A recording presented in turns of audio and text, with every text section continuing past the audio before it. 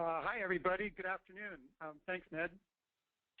We're lucky today to have a Form 1 webinar entitled Shifting Gears, Personal and Business Inspiration While Biking Across America. Today's presenters, as Ned alluded to, are my colleague Chris Wolz, President and CEO, and his son Alex, for a discussion that'll mostly be adventure and maybe a handful of business insights mixed in. Next slide, Chris. Chris called me a few months ago and said he had this crazy idea to bike. Initially, it was going to be a 2-week trip with Alex.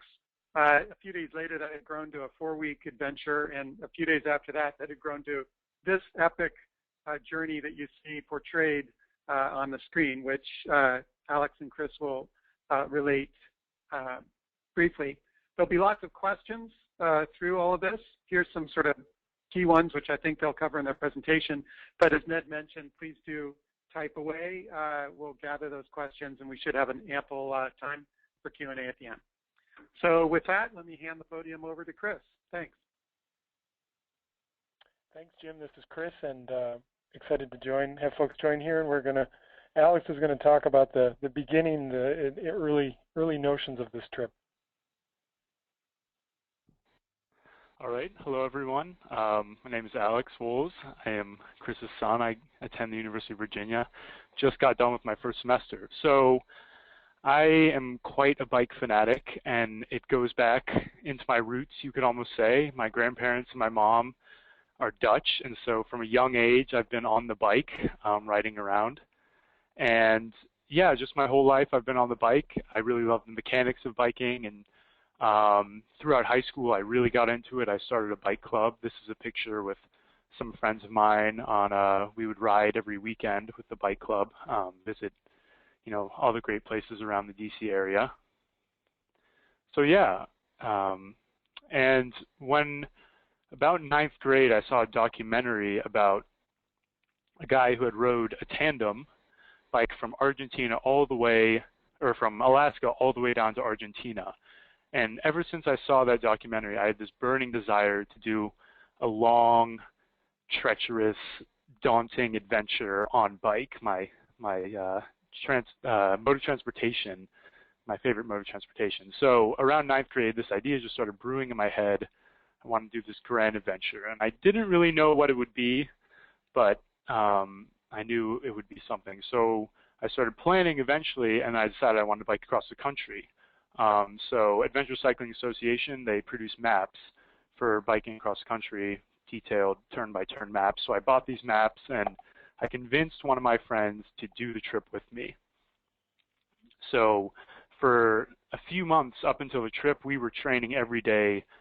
We would wake up in the morning, 6 o'clock before school, go ride in anticipation, training for this trip. And one thing turned into another, and he couldn't attend. And so this was with a few months before the trip, and I had nobody to do it with. And my parents, rightfully so, would not let me do it alone. So this dream I had seemed like it wasn't going to happen. Well, this is Chris. His whole senior year of high school, Alex was planning this trip and getting ready for it. And interestingly, about a year ago last winter, I had thought, well, that might be an exciting thing for me to do, is to join him for this trip. But then his two friends stepped forward to join, and I thought, well, that's great. They can have their high school graduation adventure. They don't need me tagging along. But then neither of his friends were able to make it, and Alex's trip was kind of on the rocks. So I thought, well, this is a little crazy, but maybe I should think about this. So I talked with Eugenie, with my wife, and said, what about me taking 2 months off to do this with Alex? And she said, oh, absolutely, go for it. She's a long supporter of biking and had been encouraging us all to be looking at adventure cycling, touring trips. And so she said, go for it. She wasn't able to do it this summer, but she encouraged me to. So I approached Jim and said, hey, Jim, maybe I had asked him about the 1 and the 2 week trips, but then I said to him, hey, what if I thinking of taking off 2 months to do this whole trip with Alex? And Jim said, hey, that would be fantastic. You should definitely try to work that out. And so with that encouragement, really talked to Alex about it and started to get more serious about it.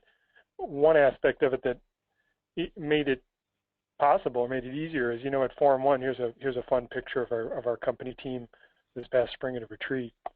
As we've built up the company, we've really placed a lot of value. We say one of our key values is that our staff are our secret weapon. As a professional services firm, as a digital agency, you know, the value of the product we provide to our clients is our staff. And so we really seek to attract and to retain excellent people for long, varied careers, giving them interesting opportunities in the company to try different roles and positions, but also giving them flexibility for things outside of work. And we want that to extend to things such as taking time off for adventures. We've had staff volunteer in Thailand, leave the company and return after 6 months working in Nicaragua.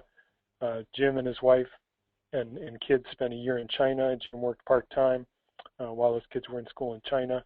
So we've had a few staff take different kinds of adventures, and we'll really try to figure out a way to make it work.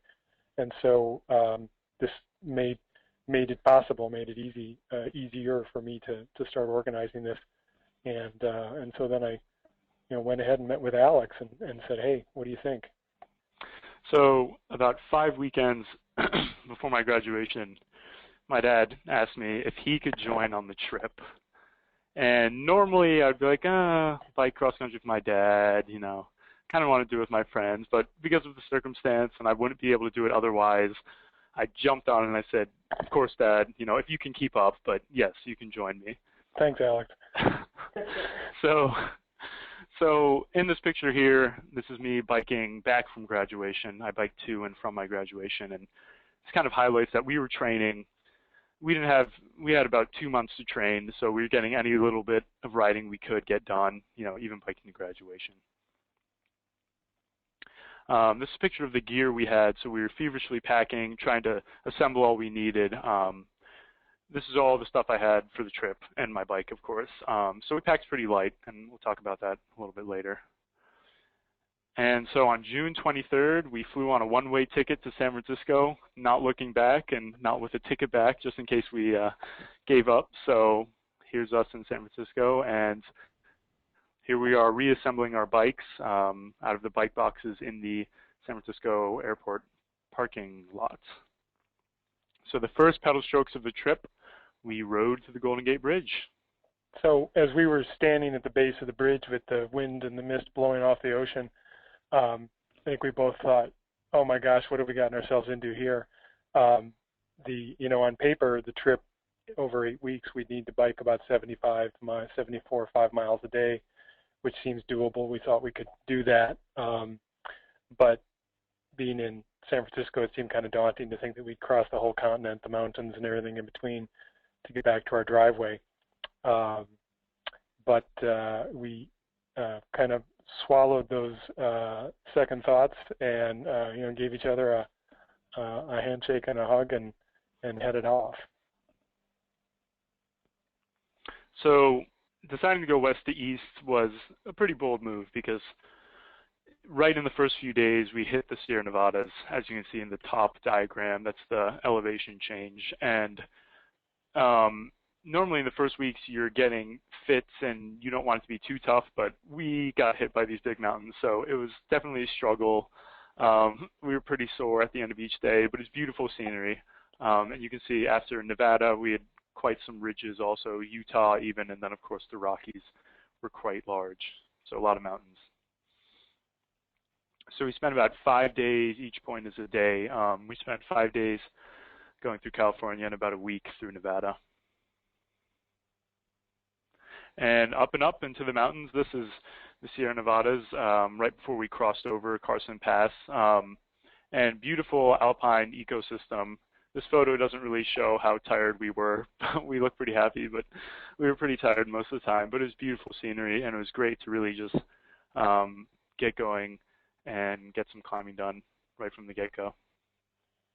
After crossing Sierra Nevada's Carson Pass at about 8,500 feet, we passed into the Nevada desert on Route 50. They call it the loneliest highway in America. And there's several stretches of this road where we had to bike 50, 60, 80 miles with what they call kind of colloquially no services, which means nothing, no human civilization for the most part. Beautiful, stark, 100-degree days most of the time. It was pretty hot. We had to carry a lot of water, and every once in a while, if we saw a little bit of water, we'd do what we could to cool off. At times, the heat got the better of us, but we picked ourselves up, kept on going. We even, much of the time in Nevada, we were getting up and biking, trying to get an hour or so in before dawn so that we'd finish most of our biking before the hottest time of the afternoon. In Nevada, here in the desert, we actually started to bump into bikers going the other direction, which was a lot of fun. Here we bumped into a guy we called Pastor Dave. He was a Lutheran pastor from Minnesota who had 1 week to go on his trip. He had come from the East Coast and was almost done. We were going the other way, 1 week into our trip. And so it was fun to chat with him by the side of the road. And he asked us where we were going and our schedule, and we said, well, we have 8 weeks to get back to D.C., Alexandria. We think we can make it. We're going to do the best we can, see if we need to get picked up at the end. And he looked at us both and said, well, are you committed? And I was thinking that over in my head, well, that's an interesting question. Am I committed? And Alex didn't hesitate. He just blurted out, well, I'm committed. And I fumbled something about how I was too. But that really got us thinking about how, let's not just try to get back. Let's really put ourselves into it and make it. One of the questions we've been asked by folks about the trip was what we ate along the way. And, on a typical day, we'd be camping somewhere, and in the morning we'd cook ourselves some oatmeal and hit the road early and stop a couple hours later for breakfast or stop for lunch, or in this case, Alex was having breakfast and lunch. He seemed to eat quite a bit on this trip. Every couple hours we'd stop and have some fruit or peanut butter and cookies, or cookies and peanut butter and fruit. We ate quite a lot of peanut butter across the country. Really needed to get about 5,000 calories a day into us. So we ate a little bit of everything and a little bit everywhere, including dessert multiple times a day if we needed to, and if we could. And Alex developed quite an affinity for Little Debbie snacks, and we bought quite a few across country and drank quite a few 20-ounce peace teas across the country as well to keep us charged up. So we ate a lot, and there even were some days when we ate a little too much and suffered as a result. But it was kind of a fun experience to eat so much food and be able to eat anything got put in front of us. So back to our routes, this picture shows us passing through eastern Nevada, and just wide open spaces makes you realize how immense this country is. It's quite remarkable. This picture is a day off, 4th of July, in Great Basin National Park, which I highly recommend if you happen to be driving through Nevada. Don't know why you would be, but anyways, it's a great national park, and it was a nice break, alpine kind of oasis in the desert, so that was really fun. So then we continued out of Nevada into Utah and then Colorado about a week or so each. And Utah was similar and different from Nevada. One of the main differences was just the rock formations were remarkable. The landscape was ridiculous and very distracting, kind of sometimes made you forget about how hot it was or how long you had to go, but very beautiful state. So this picture here has an interesting story. This was after one of our hardest days on the road. It was a 100-mile day in Utah in 100-degree heat. And we biked to Lake Powell. This is a ranger station. And as you can tell, my dad is very pleased to be there. Part and reason because the convenience store we thought was going to be open was not. So we didn't have a lot of food, and we were very tired, and it was extremely hot. And that night, sleeping on the Red Rock, it didn't cool down because it had been absorbing the heat of the day all day, so it didn't cool off. So that was a tough day. It made us realize that maybe biking across the country is not going to be as easy as we had hoped. But shortly after that, we took an off day in Moab, Utah, and did some mountain biking on the slick rocks, which was really fun. People were a little shocked when we told them that our off day was spent biking more, but it's not quite the same. Mountain biking and touring, they're both biking, but not really. So that was a lot of fun, and we were well rested and got to shred up and down some rocks. So pretty cool. After the desert of Nevada and Utah, it was a real thrill to get into Colorado with green forests and green fields and streams and in cooler weather. And we really enjoyed and drank it up. It was a real pleasure to get into Colorado. We did have some major mountains to get over, but the grades up to the 11 and 8,000 foot peaks were reasonably gradual, and we were in a lot better shape, so it seemed possible. On day 25, we took a little break. We had a family wedding that we planned, or that we scheduled to be right in the middle of our trip in Aspen, Colorado. It worked out really well. And so, yeah, we took a 3-day break for that wedding, got to meet with family and our extended family, kind of like a family reunion. So it was nice to recuperate, got to do some swimming, ate way more than we should have, and danced and celebrated being halfway through. Before we passed out of Colorado, one of our last stops, we had lunch with our Forum 1 finance team, Beth and Lourdes, who are based in Colorado Springs, came down and met us in Pueblo, and it was real fun to chat with them. We didn't talk about business at all, but talked about our trip and had a lot of fun. It was nice of them to visit us. So after Colorado, on into Kansas. Yeah, we passed from eastern Colorado into Kansas, the very flat landscape of Kansas, and as far as the eye could see, there wasn't too much, but in Kansas we definitely were facing the weather more than probably anywhere else. So we biked in the sun, as you can see here, and in fog, and in the rain. And up until Kansas, we'd been averaging about 60 to 70 miles a day just because of the mountains, and we were, the heat could be pretty bad in the desert. But after Kansas and in Missouri, Illinois, Kentucky, we ended up averaging about 90 to 100 today. So we were really picking up the pace, sticking with that commitment that we were going to finish. And we certainly did not want to be picked up, a week out, having not done as much as we could have. So we were knocking some miles out.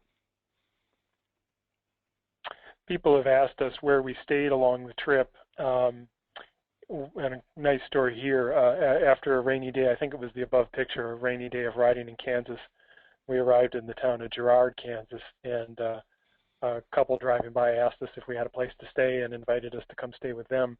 And that was Maurice and Terry Harley, and they very generously took us out for dinner and had us to their home, and we spent the night sharing stories about their family and our family, and we slept very comfortably in their house while the storm raged outside all night long.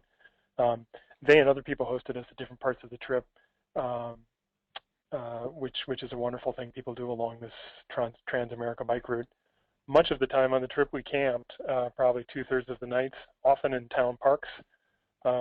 You can see here we're camped in the town park somewhere in Kansas, and these towns open their parks up for free to cross-country cyclists and provide a nice spot to stay. Other times when there weren't parks, we would just find a nice spot in the woods and throw up our tent, provide more of a raw experience. Other times, when it was really bad weather or we just really needed a break after a hard day, we would get a motel, cave and get a motel. Wasn't my favorite thing to do. I wanted to rough it the whole way, but it was nice to have a nice bed to sleep in. And sometimes we got to also stay in bike shops and with other people. This is a bike shop in Newton, Kansas, Newton Bike Shop, and the owner is a really cool guy. He hosts cyclists all year round, and on top of that has a really awesome bike shop. So it was one of the things on my bucket list to sleep in a bike shop, just be surrounded in bikes. Pretty awesome. And here's a very interesting host we stayed with who had goats. And so to kind of pay for our stay, I milked his goat. Alex is developing his talents here. So with about 2 weeks to go, we finished Missouri and crossed the Mississippi River. It was very satisfying to get there. Also a little bit daunting to think that it had taken us 6 weeks to get from the west coast to the Mississippi, and we had 2 to go, and we had to make it the rest of the way to the east coast. But across the Mississippi and across the Mississippi floodplain, we started cruising along through the cornfields you can see here, about day 41 of the trip when we crossed the river. in Chester, Illinois, we met a lot of interesting cyclists along the way. People are surprised at how many people do cross-country trips. It's definitely in the hundreds, but this is a guy we met, Paul from China, and he's remarkable because I don't think he'd ever been to the States before, but he decided one day he was going to quit his job and go bike across America. And that's amazing. But here's what's even more crazy is that Paul didn't have all of the maps he needed. He only had the front half that were photocopied, and the back had a lot of important information. So he made it from the East Coast to Illinois essentially with half of the information he needed. So I was kind of shocked by that, and a little worried for him because he was heading into the desert. So we were heading obviously to the east, so we gave him the rest of our maps, kind of in the spirit of generosity that people had showed us.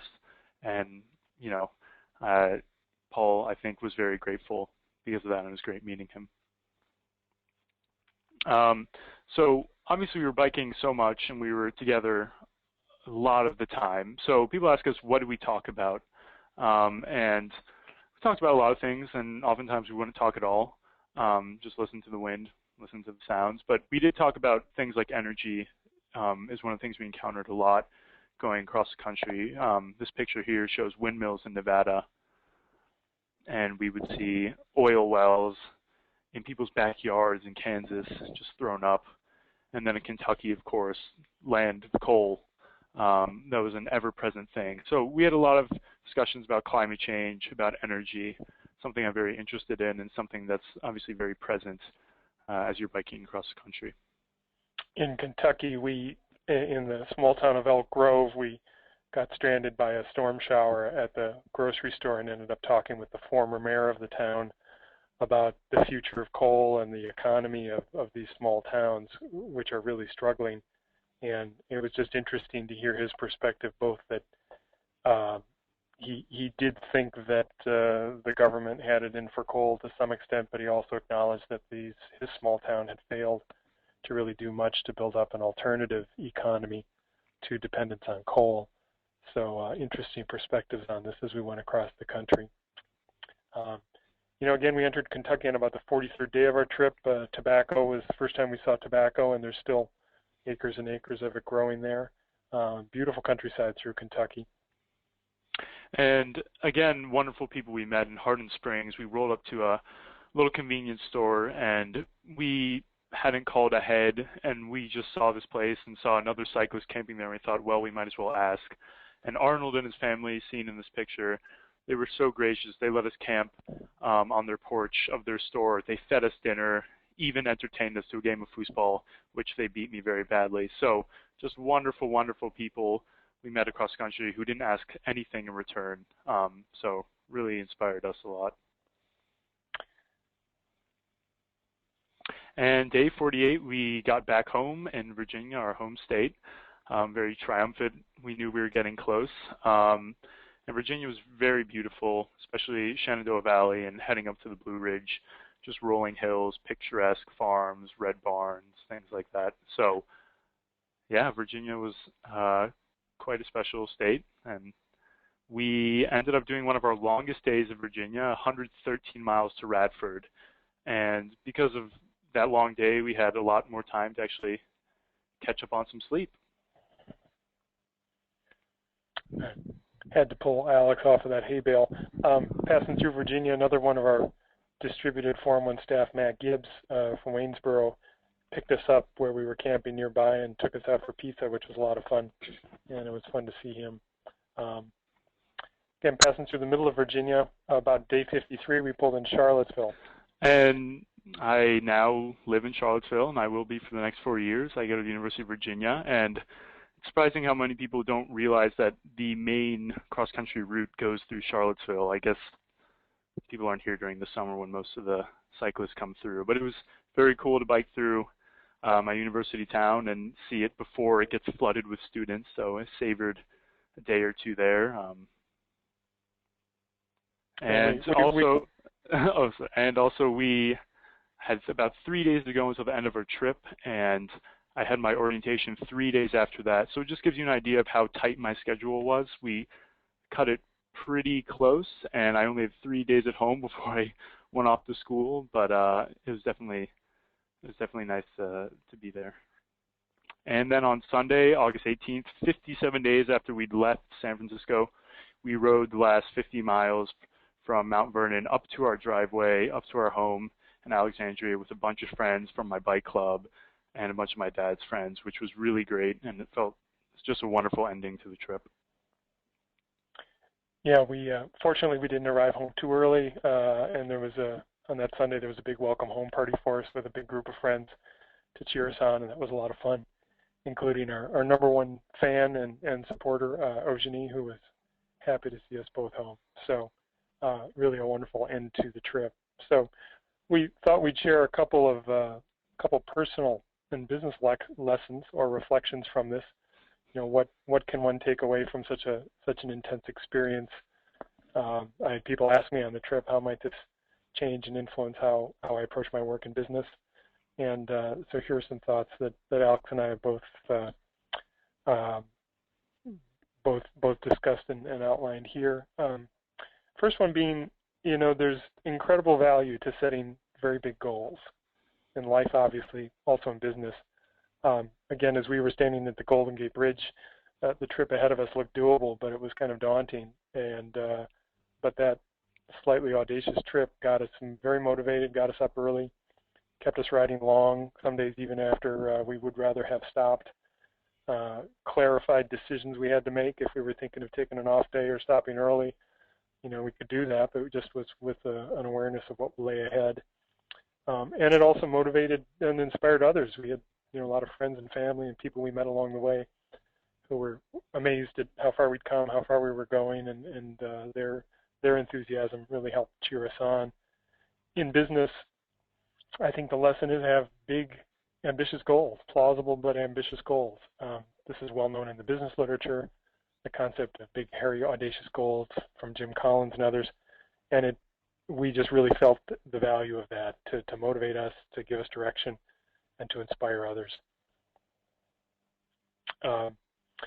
Second thought, really, keep it up, you'll get far. You know, we surprised ourselves at how getting on our bikes every day, even if we were sore, and cranking out, you know, 8 or 10 hours of riding day after day after day, you know, suddenly this little marker on the map we were keeping track of started crossing the continent and amazed us. I think I'm smiling in this picture here as we're crossing Colorado, as it was a cool rainy day, but again, we were passing the mountains and it just felt like we were making progress.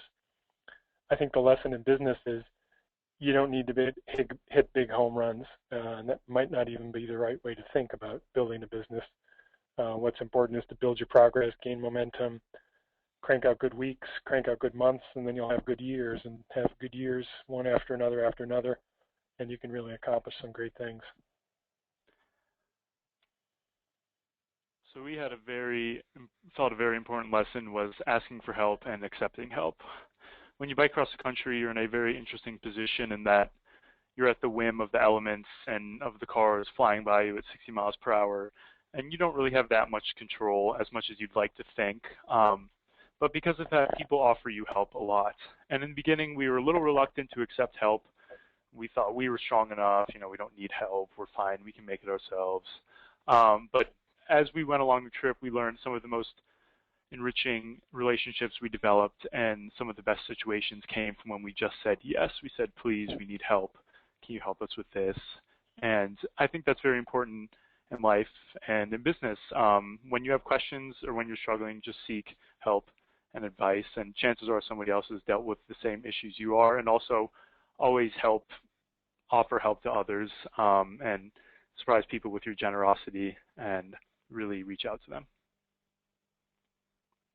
And another thing is traveling light. I'm so glad we didn't pack as much as other people I saw bike cross country. We saw guys with laptops bike across America, and just so much heavy sleeping bags. Yeah, heavy sleeping bags. One guy had a dog. Thing weighed 70 pounds, and so I'm just really glad we packed light, because going up those hills, definitely appreciated it. And when we did encounter problems, we just had to be creative with how we dealt with it, because we obviously didn't have a lot of repair kit supplies, didn't have a lot of this, a lot of that. but being able to creatively deal with it, you're able to travel light. I think the business lesson is keep focused on your mission, keep focused on your main goals. You can spend so much time planning for contingencies, planning backups, planning kind of tangential things that may seem important but aren't critical to advancing the mission. And you just need to I think you need to have a bias to travel light, really focus on what's important. When crises or problems come up, you'll most likely be able to deal with them pretty well at that time. And so best not to agonize too much in advance. Be open to surprises. On this trip, we learned that some of the things that were the most fun and the most enjoyable were things we hadn't at all expected, and some of the things that we expected would be the most challenging were not what was the most challenging. I think we'd expected that the scenery and the countryside would be the kind of the highlight of the trip, and it was fabulous. But I think we both agree that one of the high points of the trip was really the people we met along the way, and the amazing generosity and friendliness of people we met along the way, such as these folks in Kentucky who we spent an afternoon with bean picking. Yeah. And some of the biggest challenges, sure, climbing up the hills was hard. Our legs got sore and our seats got sore, and the altitude was tough. Our lungs were screaming at times. But I think what was most challenging was not the physical, but more the mental aspects of biking, of keeping at it for long days and day after day, when your mind might not have been completely at it. So I think in business, the lesson is be open to the unexpected, be open to surprises. It may be that what you're really focused on providing your customers isn't the most valuable thing for them, and what they really value might be something that hasn't been your main focus. So you got to find ways to kind of keep your eyes and ears open to the unexpected things that are going on around you. Take time to celebrate. So in this picture here, we're at a wedding and we are dancing like lunatics and singing Sweet Caroline. As much as we wouldn't like to admit it, that was one of our theme songs on the trip. Surprisingly catchy. It just it was the right cadence for going up hills. So yeah, taking time to celebrate is really important. We had something to look forward to on those really hard days when we knew at the end of whatever day we would be able to really sit down and just enjoy ourselves. So that got us through some of the hardest days on the trip. Last lesson, and then we'll stop and ask for questions, is take more long bike trips. I on one level, I'm a huge fan of biking and bike touring, and I think it's just an amazing way to see the countryside and meet people. At a personal level, I just think it's great to take big chunks of time out of your life and do things that are really important and memorable. From a business perspective, I think it's also really valuable to take long breaks, to take time off like this.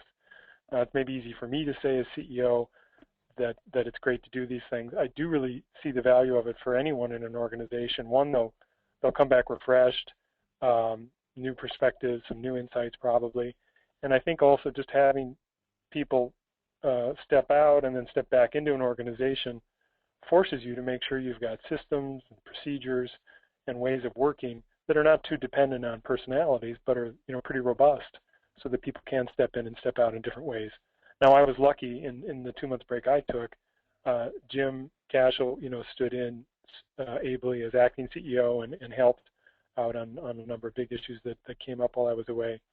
But other things got handled by my peers on projects I was involved with, or other corporate leadership stuff that I would have been involved with. Other people just took on and handled, such as we have regular monthly management meetings. We have regular monthly staff meetings. We have while I was away, we had a big wrap-up session for our second quarter and a planning strategy session for our third quarter.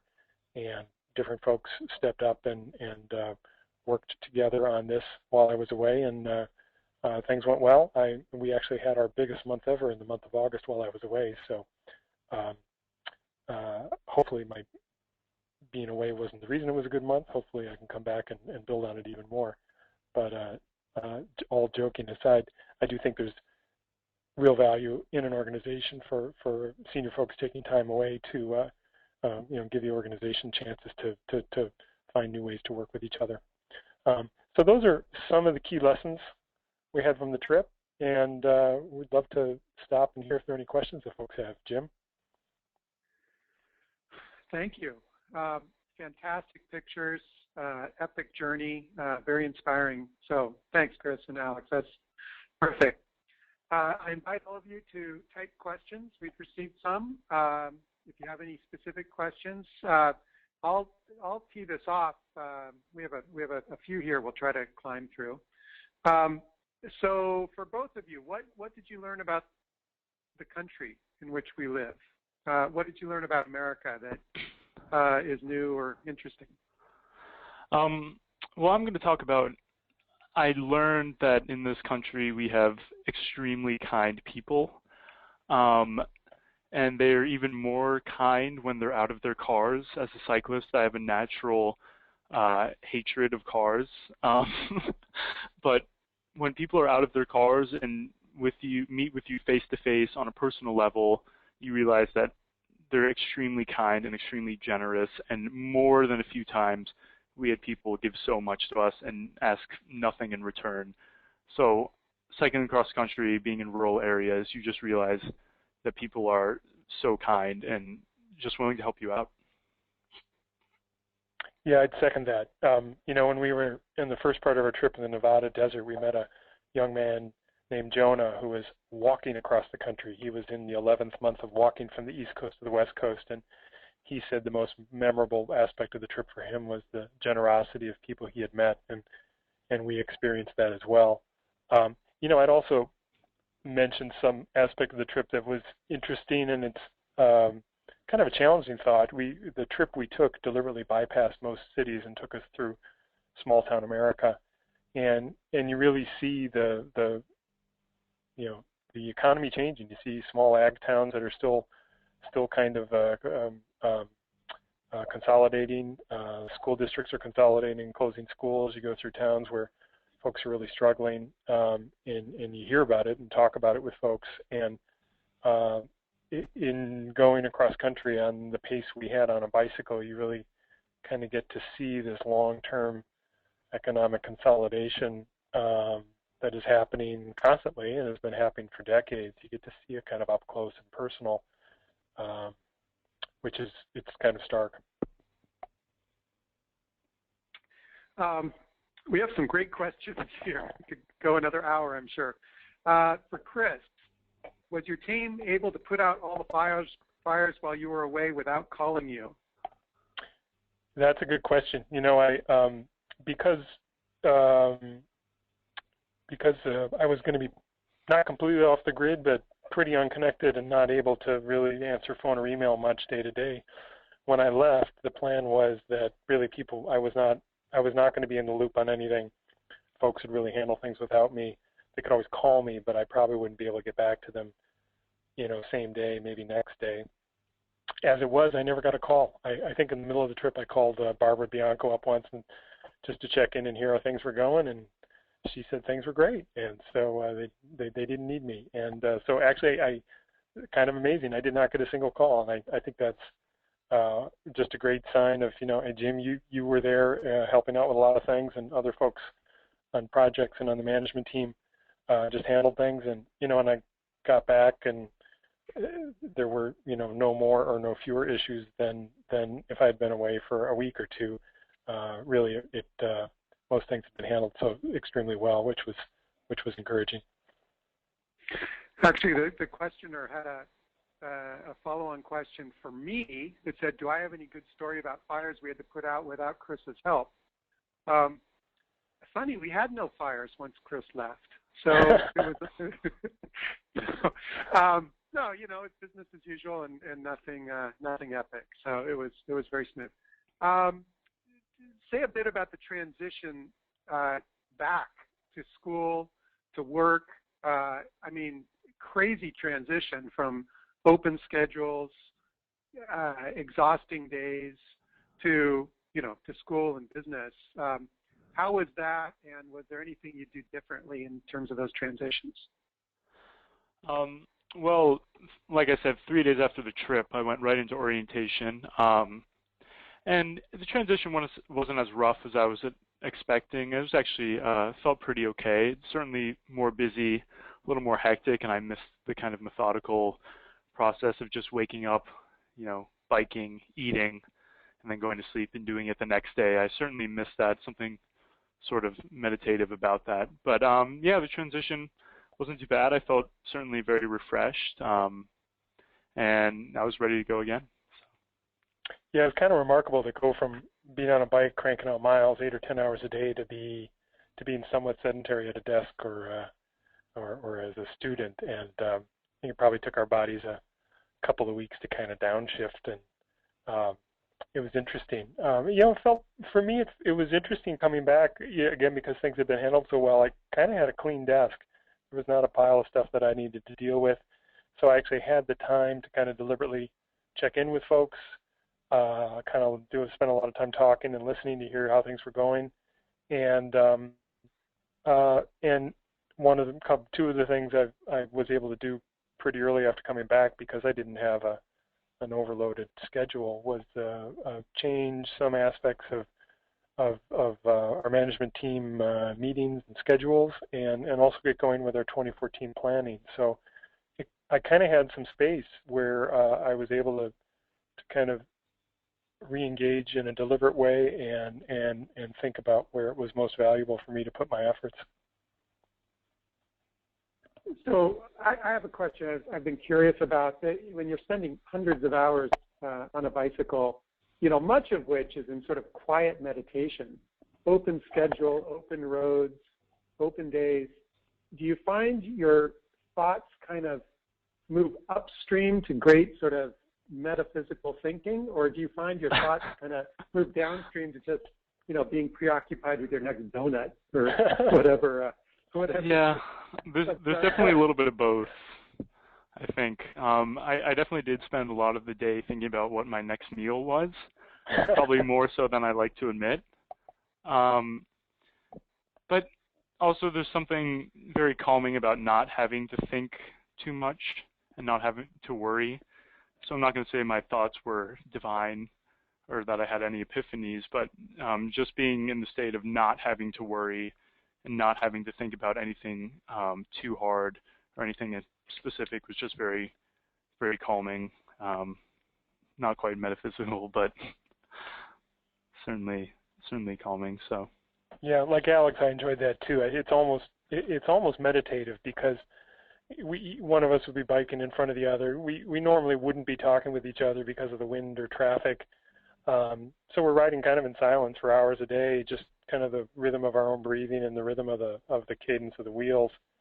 And you're not really thinking about much. It's really almost in a meditative state some of the time, or you're just thinking, 12 more miles till lunch. That's what it is sometimes too. Another neat aspect of it was that I've said to you, Jim, and some other folks, is Alex and I, we had conversations about different topics that ranged over days and weeks. We'd have these ongoing conversations that went on for days and days and days about different topics, and it was wonderful to have that kind of time and that kind of space to do that. So there's a question, sort of an obvious question. What's your next biking goal? Yes. Your last slide here is take more long bike trips. So I hope that presages what your answer is to this question. Yeah, I was hoping somebody would ask that. This summer, my oldest sister's at Virginia Tech, and she's going to be studying abroad in the Netherlands, and I'm going to visit her and my grandparents this summer.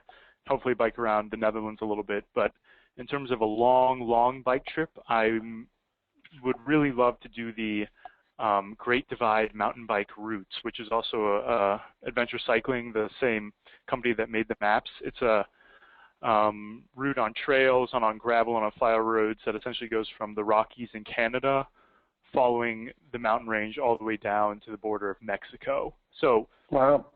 If you know what the Appalachian Trail is, it's kind of a combination of the Appalachian Trail and the cross-country bike route. So you're biking, but you're more in the wilderness. You're more out in the elements, grizzly bears, tough gravel roads, kind of roughing it for yourself. So that's my next big trip that I would really love to do. And I look forward to joining Alex for a week or two of that trip. I think in contrast, the trip we did this summer is a literal walk in the park with cupcakes on hand versus that mountain biking trip. Looks like quite a mountain man kind of experience, but we'll see. It'll be interesting to see how his planning goes for that. See if he's able to find anyone who's gullible enough to go. Yeah, it doesn't sound like you'll be sleeping in bike shops along the way or hanging out on porches. I don't think so. That's great. We're gonna wrap a few minutes early here, and I'll let you guys have sort of last words of wisdom and inspiration. I did want to remind everybody that the Chris and Alex have a fantastic blog at wolzbikers.wordpress.com. Chris also has at least one blog post up on the Forum One blogs. And of course, if you have any specific questions about biking, travel, business, or otherwise, Chris, I'm sure, would be happy to field any and all of them at cwolz@forum1.com. So let me just turn it finally back to the two of you for any sort of final thoughts on the adventure. Yeah, just some closing thoughts for anyone who, if you're ever stuck in traffic or you're getting frustrated with this and that, or you need your faith in humanity restored, I recommend taking a long bike trip, because trust me, your perspective will be totally changed, and you'll realize how awesome bikes are, and you'll get in touch with nature and just all the great things and great experiences that I know everybody's looking for on a bike. So those are my words of advice. Just go for it. Mm-hmm. And I'm just so appreciative that I'm able to be part of an organization that encourages and allows and encourages this. It's not that it's easy. It's always difficult to take a big break of time from family and from your home life and other things, but it's so worthwhile doing. That I got a lot out of it, and I hope other folks at Forum One get some inspiration from that as well. And I'd reiterate what Alex said. Recently reading in the paper about loss of social connection and people being more skeptical and less kind of civic responsibility sometimes felt. I tell you, going on this trip really restored in me and in Alex hope and an impression of how helpful and generous people are across the country if given the chance, and that's something that we're taking to heart and hope to bring to our daily lives as well. Thanks, Jim.